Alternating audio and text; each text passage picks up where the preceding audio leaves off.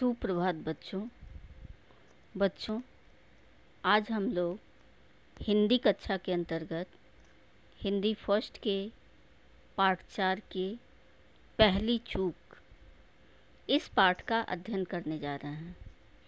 बच्चों, इस पाठ में प्रसिद्ध व्यंग्यकार और कथाकार श्रीलाल शुक्ल ने अपनी कहानी के माध्यम से यह दिखाया है कि कुछ लोग ऐसा सोचकर कि खेती करना बहुत ही उत्तम कार्य है और फिल्मों में दिखाए गए दृश्यों के आधार पे उन्हें ऐसा प्रतीत होता है कि खेती करना बहुत ही उत्तम कार्य है और यह सोचकर वह गांव की ओर चल देते हैं।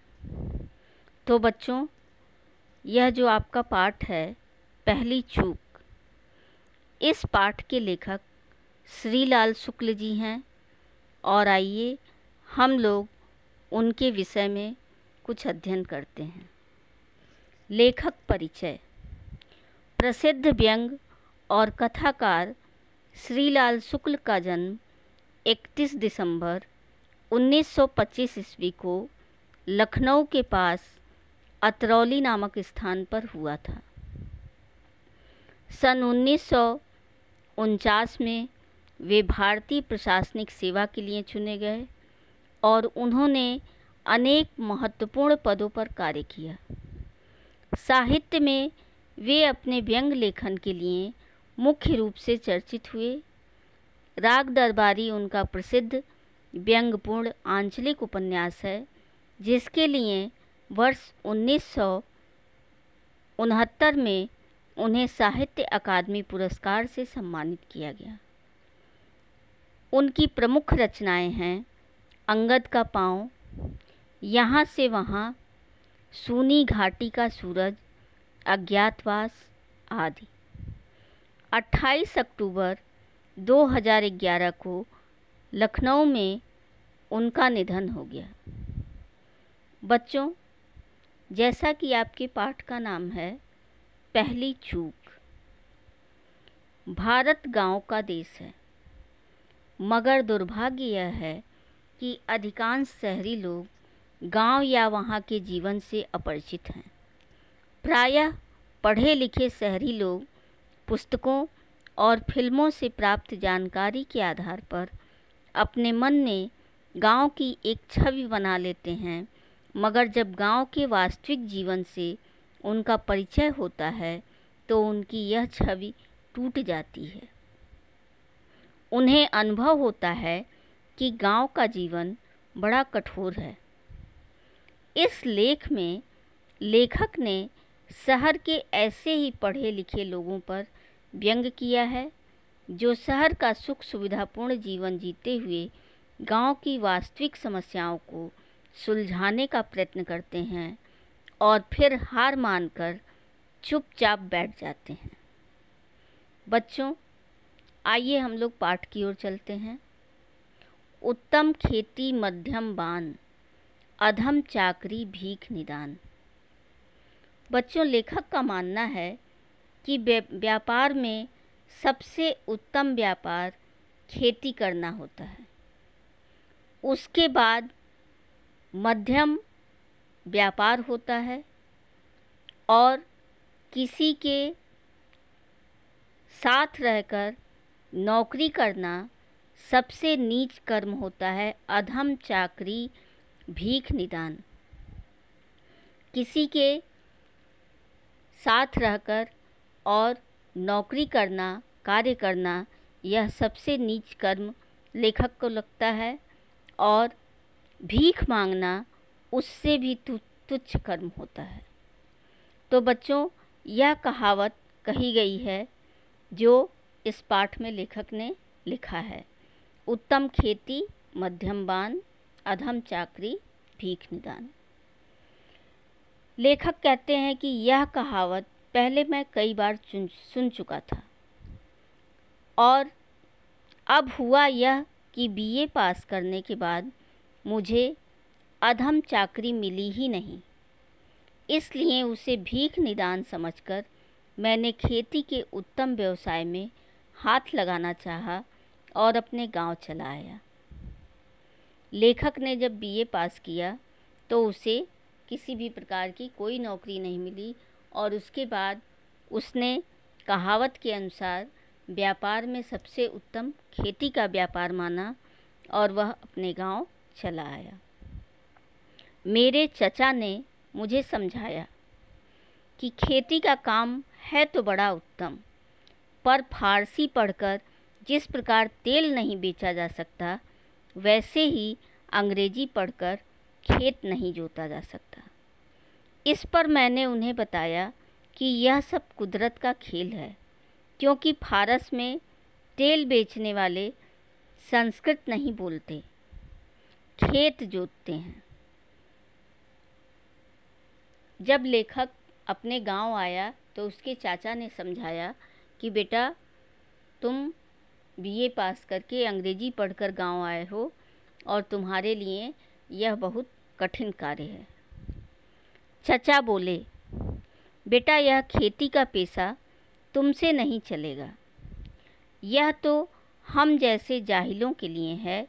इसमें तो दिन रात पानी और पसीना, मिट्टी और गोबर से खेलना पड़ता है। इस पर मैंने जवाब दिया कि यह शरीर ही मिट्टी का बना हुआ है और गोबर तो परम पवित्र वस्तु है। मिट्टी का स्थान यदि पंचभूत में है तो गोबर का स्थान पंचगव्य में है। मेरे मुंह से पवित्रता की बात सुनते ही चचा दंग रह गए। आसपास बैठे हुए लोगों में धन्य है का नारा लग गया। तब मैंने फिर कहना शुरू किया, और चचा, यह खेती जाहिलों का पेशा नहीं है। बड़ों ने इसकी प्रशंसा की है। कार्लाइल ने इस पर लेख लिखे हैं। टॉलस्टॉय तो स्वयं किसान ही हो गया था। वाल्टेयर खुद बागवानी करता था। ग्लैडस्टन लकड़ी चीरता था। अपने देश में भी गौतम जैसे ऋषि गेहूँ बोते थे।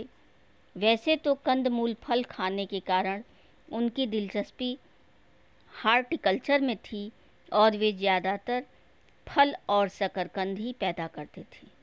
इसलिए खेती को उत्तम मानना ही चाहिए। मैं कल से खेती करूँगा, मेरा यही फैसला है। तो अपने चाचा के समझाने के बाद भी लेखक ने उन्हें तरह तरह से समझाया। बहुत सारे लेखकों के उदाहरण दिए जो कि खेती को महत्वपूर्ण मानते थे, और उसके बाद उसने कहा कि मैं खेती करूँगा। मेरे चचा मेरी बात से प्रभावित तो हुए, पर बोले, बेटा, खेती करोगे, पर इतना समझ लो कि खेतों के आसपास ना तो काफ़ी हाउस होते हैं, न क्लब। सिनेमा घरों की गद्देदार कुर्सियों की जगह अरहर की ठूठियों पर घूमना फिरना होता है। लेखक के इतना कहने के बाद भी चाचा ने समझाया कि खेती करोगे तो वहाँ पे न तो तुम्हें काफ़ी हाउस मिलेगा, ना ही सिनेमा घर की गद्देदार कुर्सियाँ मिलेंगी। फिर भी यह मैं आपको बताता हूँ कि मुझे सिनेमा का बड़ा शौक़ है। वह इसलिए कि सिनेमा खेती की उन्नति का एक अच्छा साधन है। सिनेमा द्वारा खेती का बड़ा प्रचार हुआ है। बड़े बड़े हीरो खेत जोतते जाते हैं और गाते जाते हैं। हीरोइन खेत पर टोकरी में रोटी लेकर आती है।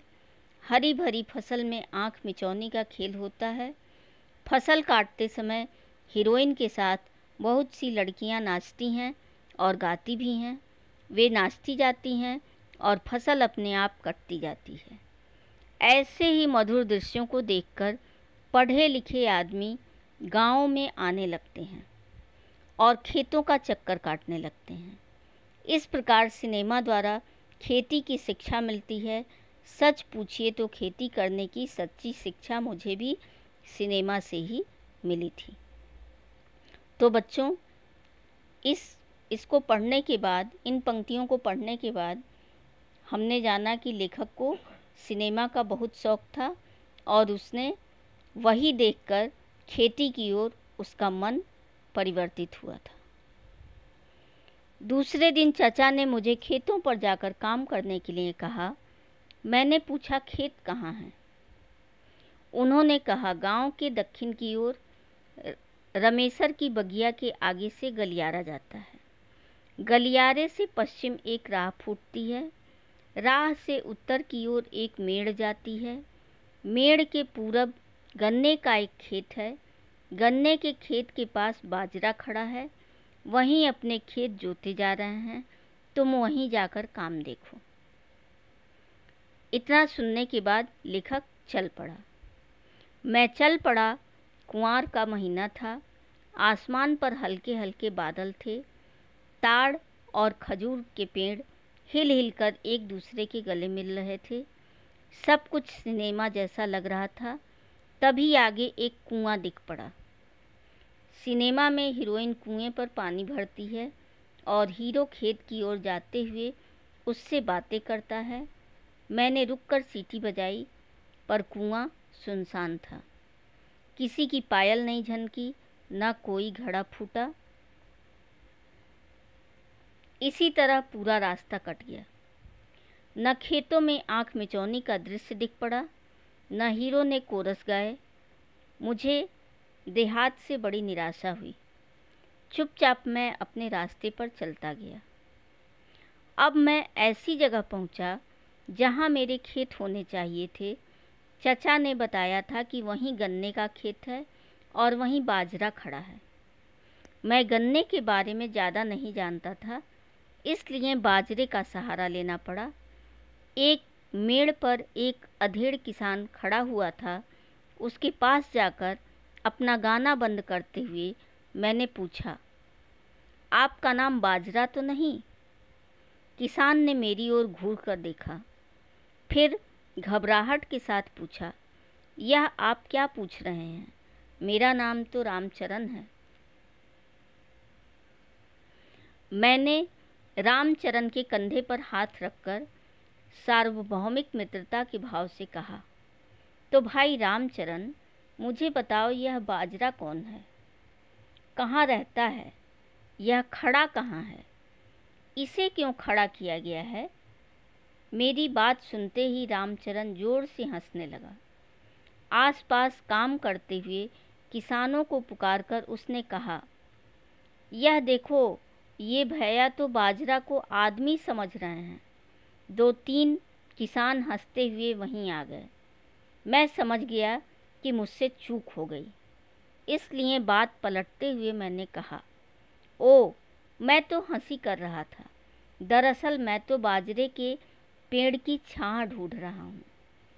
उसी पेड़ के पास मेरे चचा के खेत हैं। अब लेखक यहाँ ने भी गलती कर दी और पहले तो उसने बाजरे को आदमी समझा और उसके बाद उसने बाजरे को यह समझा कि वह कोई घना छायेदार वृक्ष है जो कि छाया देता है। उनकी इस बात को सुनकर सभी किसान जोर से हंसने लगे। इस बार वे किसान कुछ और जोर से हंसे। मुझे भी झेंप सी लगी, पर मैंने हंसकर इस बात को टाल दिया। दूसरे दिन से ही मुझे इस बात की चिंता हुई कि ऐसी चूक मुझसे कहीं दोबारा ना हो जाए, इसलिए कृषि शास्त्र की मोटी मोटी किताबें मंगवाकर मैंने उनका अध्ययन आरंभ कर दिया। गांव से मैं हताश हो गया था। वहाँ वह था ही नहीं जो मैंने रुपहले पर्दे पर देखा था। फिर भी मैं अध्ययन करता रहा। अध्ययन करते करते मैं इस नतीजे पर पहुंचा कि आदर्श खेती गांव में हो ही नहीं सकती, वह शहर में ही होती है। यह सब इस प्रकार से हुआ। मुझे बीज और खाद खरीदने के लिए बीज गोदाम जाना पड़ा। बीज गोदाम के कर्मचारी शहर गए हुए थे, इसलिए मैं भी शहर चला गया। दूसरे दिन मुझे अपने खेतों में अच्छे हलों से जुताई करानी थी। अच्छे हल शहर में मिलते हैं, इसलिए मैं फिर शहर पहुंचा।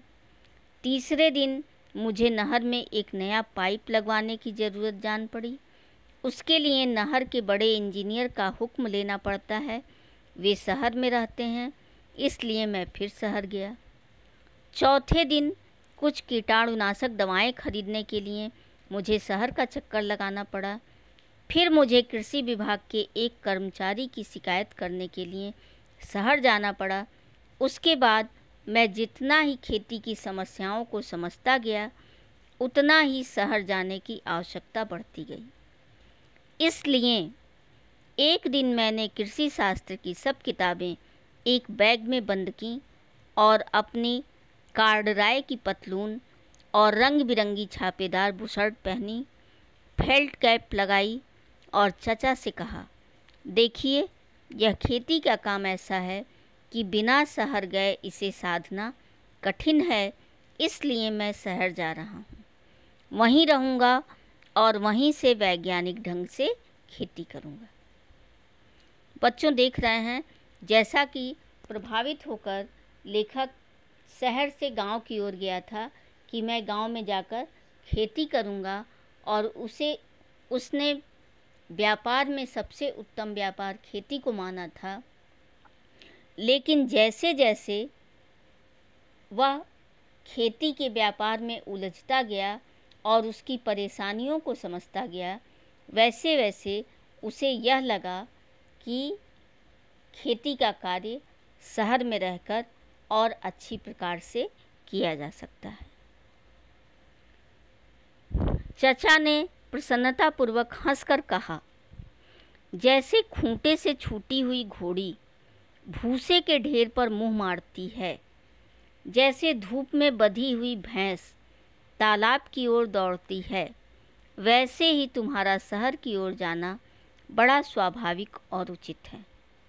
मैं आदमी पहचानने में कभी चूक नहीं करता, पर तुम्हें पहचानने में ही मुझसे पहली चूक हुई है। जाओ, शहर ही में रहकर खेती करो। मैंने भी प्रसन्न मुद्रा में कहा, नहीं चचा, चूक आपसे नहीं हुई। पहली चूक तो मुझसे हुई थी, जो मैंने बाजरे को पहले आदमी समझा और बाद में उसे छायादार पेड़ समझता रहा। पर कोई बात नहीं, अब मैं शहर में रहकर बाजरे के विषय में अपनी रिसर्च करूँगा और बताऊँगा कि किस खाद के प्रयोग से बाजरे की लताओं में मीठे और बड़े बड़े फल लाए जा सकते हैं। इस प्रकार हम दोनों ने प्रसन्नतापूर्वक एक दूसरे से विदा ली। मैं सीटी बजाता हुआ स्टेशन की ओर चल दिया और वे बैलों की पूंछ उमेटे हुए खेत की ओर चले गए। तो बच्चों, आपने यह लेख देखा जिसे श्रीलाल शुक्ल, जो कि प्रसिद्ध व्यंग्यकार और कथाकार भी हैं, उन्होंने लिखा है, पहली चूक। और यह भी देखा कि एक लेखक पहले सिनेमा को देखते हुए वह गांव की ओर भागता है, गांव के दृश्यों, और उसे ऐसा लगता है कि व्यापार में खेती करना सबसे उत्तम कार्य है, इसलिए वह गांव की ओर चला जाता है और वहाँ पर वह गलतियों पे गलतियाँ करता चला जाता है। जैसे वह बाजरे को आदमी समझ बैठता है। यह वही बात हुई कि जिस व्यक्ति को जिस कार्य का ज्ञान नहीं है, उसे करना कठिन होता है। लेखक ने तो मात्र सिनेमा के दृश्यों को देखकर उसे ऐसा लगा कि इसी प्रकार से खेती होती है, लेकिन वास्तव में लेखक को खेती का ज्ञान नहीं था और इसलिए वह गलतियों पे गलतियां करता चला गया और अंत में उसे महसूस हुआ कि खेती का कार्य शहर में रहकर भी अच्छी प्रकार से किया जा सकता है। और जो लेखक के चाचा थे वह समझ जाते हैं, वह तो उसे पहले ही समझाते हैं कि यह तुम जैसे पढ़े लिखे लोगों का कार्य नहीं है। लेकिन फिर भी जब लेखक ने बहुत सारे उदाहरण दिए, बहुत सारे लेखकों को अपने चाचा के सामने रखा कि उन्होंने बागवानी की, वो खुद किसान बन गए थे, तो उनके चाचा को लगा कि हो सकता है यह भी खेती का कार्य उत्तम प्रकार से कर सके। लेकिन अंत में फिर वह अपनी राय बदल लेता है और वापस शहर की ओर चला जाता है। तो बच्चों, आइए शब्दकोश की ओर चलते हैं। बान, व्यापार, अधम, छोटा या निम्न, चाकरी, नौकरी, जाहिल, मूर्ख, गंवार, पंचभूत, 5 तत्व जिनसे शरीर बना है, पृथ्वी, जल, अग्नि, आकाश और वायु, पंचगव्य, गाय से प्राप्त 5 वस्तुएं, दूध, दही, घी, गोमूत्र और गोबर, दिलचस्पी, रुचि, हार्टिकल्चर, उद्यान विज्ञान, कार्लाइल, स्कॉटलैंड के विख्यात दार्शनिक, निबंधकार तथा समालोचक, टॉलस्टॉय, रूस के एक सम्मानित लेखक, वॉल्टेयर, फ्रांस का महान लेखक, नाटककार एवं दार्शनिक, ग्लैडस्टन, इंग्लैंड के उदारवादी पार्टी के प्रधानमंत्री, ठूठी, फसल काटने के बाद खेतों में बची खड़ी हुई जड़ का भाग, सार्वभौमिक, जो सब स्थानों में एक समान रहे, रिसर्च, शोध या खोज, कार्डराय, एक प्रकार का कपड़ा, कोरस, समूह द्वारा गाना और चूक, भूल या गलती। तो बच्चों, मैं आशा करती हूँ कि आपको यह पाठ समझ में आ गया होगा कि लेखक ने कितनी भली प्रकार से हमारे सामने गांव और शहर की सोच को लाकर खड़ा कर दिया है। और इस पाठ से हमें यही शिक्षा मिलती है कि व्यक्ति की रुचि जिस कार्य में हो, जिसमें उसकी लगन हो और जिसमें उसका ज्ञान हो, वही कार्य उसे करना चाहिए। अन्यथा वही होता है जो लेखक के साथ हुआ कि वह खेती करने गया लेकिन फिर वापस लौटकर शहर को आ गया। तो आशा करती हूँ कि आप स्वस्थ और प्रसन्न होंगे। धन्यवाद।